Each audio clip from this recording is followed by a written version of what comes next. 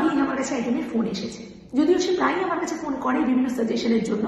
আজ ফোন করেই সাংঘাতিক এক্সাইটেড হয়ে আমাকে বললো যে ম্যাম তুমি তো জানো আমার একটা রিলেশন ছিল, সেই রিলেশনটা ব্রেক করে গেছে, তো তুমি একটা কাজ করো, যেভাবে পারো তাকে আমার কাছে ফিরিয়ে এনে দাও, প্লিজ প্লিজ ম্যাম প্লিজ।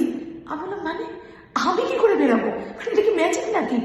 সে চলে গেছে, তার হয়তো তোমার সাথে থাকতে ভালো লাগছে না, তার মনে হচ্ছে যে কোনো সমস্যা হচ্ছে, ভালোবাসাটা নেই সেই জন্য চলে গেছে, এটা তো খুব সিম্পল ব্যাপার। বলছে না ম্যাম আমি কিছু শুনতে চাই না, তুমি যেভাবে পারো ফিরিয়ে এনে দাও। আমি বললাম না ভাই কি করে ফেরাবো আমি ওকে?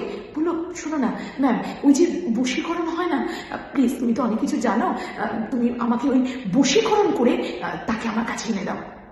আমি বললাম দেখো, প্রথম কথা হচ্ছে এগুলো খুব শক্ত বিষয়, আমি ওই জ্ঞানে পারদর্শী নই, যারা পারেন তারা নিশ্চয়ই পারেন, আমি তাদেরকে সম্মান করি, কিন্তু আমি নিজে যে জিনিসটা বিশ্বাস করি না সেটা আমি করতে পারবো না, সে ক্ষমতা আমার নেই, আমাকে তুমি ক্ষমা করো।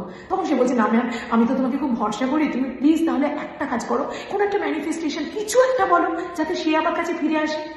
আমি বললাম দেখো আমি ম্যানিফেস্টেশনের কথা বলতে পারি, কিন্তু শুধু তার জন্য নয়, তুমি এটাই ম্যানিফেস্ট করো, ইউনিভার্সকে এটাই বলো যে ইউনিভার্স আমার জন্য যেটা ভালো তুমি তাই আমার জন্য করছো, পার্টিকুলারলি কোনো মানুষ, পার্টিকুলার কোনো কাজ, এটা নয়।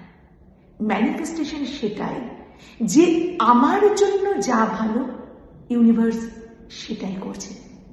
এটা কিন্তু প্রত্যেকের জন্য বললাম, শুধু তার জন্য নয়। ম্যানিফেস্টেশন হলো আমরা সঠিকভাবে সঠিক কথাটা যেন বলতে পারি, ম্যানিফেস্টেশন।